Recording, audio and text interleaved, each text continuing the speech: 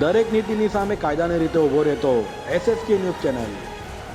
સુરતના સૈયદપુરા પંપિંગ ખાતે મોડી રાત્રે બનેલી ઘટનાને લઈ સવારથી જ આખા વિસ્તારમાં પોલીસના ઉચ્ચ અધિકારીઓ સહિતનો કાફલો ખડકી દેવાયો છે અને પેટ્રોલિંગ પણ વધારી દેવાયું છે।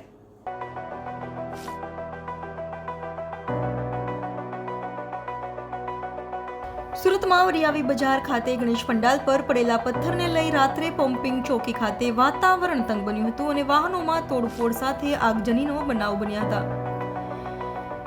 ત્યારે રાત્રે જ પોલીસે મામલાને વધુ બીચકો અટકાવી દીધો હતો, જ્યારે સવારથી જ પોલીસ દ્વારા કડક બંદોબસ્ત ગોઠવી દેવાયો હતો। પોલીસ દ્વારા હાલ આખા વિસ્તારમાં નજર રખાઈ રહી છે। 3 DCP 3 ACP સહિત 200 થી વધુ પોલીસ જવાન તૈનાત કરાયા છે, તો SRPની ટીમ પણ તૈનાત કરાઈ છે। પોલીસના ઉચ્ચ અધિકારીઓ દ્વારા પેટ્રોલિંગ સાથે સમગ્ર વિસ્તારમાં ડ્રોન કેમેરાથી નજર રાખવામાં આવી રહી છે। એપાર્ટમેન્ટના ધાબા અને ગલીઓ તથા શેરીઓમાં એકત્ર થતા ટોળા પર પણ પોલીસ નજર રાખી બેઠી છે, જેથી ફરી કાકરી ચાલો ન થાય।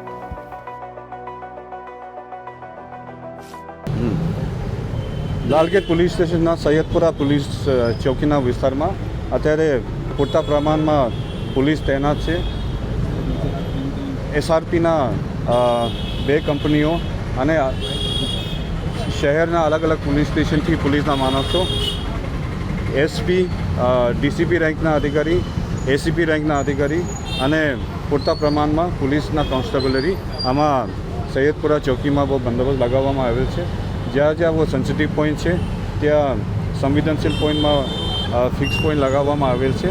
ટ્રાફિક સુચારા રૂપે ચાલુ રહે તે માટે ટ્રાફિકના અલગથી વ્યવસ્થા કરવામાં આવેલ છે અને શહેર સિટી પોલીસના સ્પેશિયલાઇઝ બ્રાન્ચ દ્વારા ડ્રોન સર્વેલન્સ અને અટકાયતી પગલાંના કાર્યવાહી કરવામાં આવી રહ્યા છે અને એવો CCTVના ફૂટેજ અને અન્ય જે પુરાવા છે આના સમીક્ષા અને એવો ચકાસણી કરવામાં આવે છે અને અત્યારે આ વિસ્તારમાં વાતાવરણ બિલકુલ નોર્મલ છે અને ટ્રાફિક રાબેતા મુજબ ચાલી રહ્યું છે।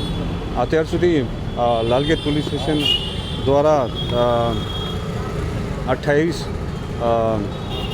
સસ્પેક્ટને ડિટેન કરવામાં આવે છે, પણ ઇન્વેસ્ટિગેશન પૂરા થયા પછી ફર્ધર ઇન્ફોર્મેશન આપી શકશે। Thank you. દરેક નીતિની સામે કાયદાની રીતે ઊભો રહેતો SSK ન્યૂઝ ચેનલ।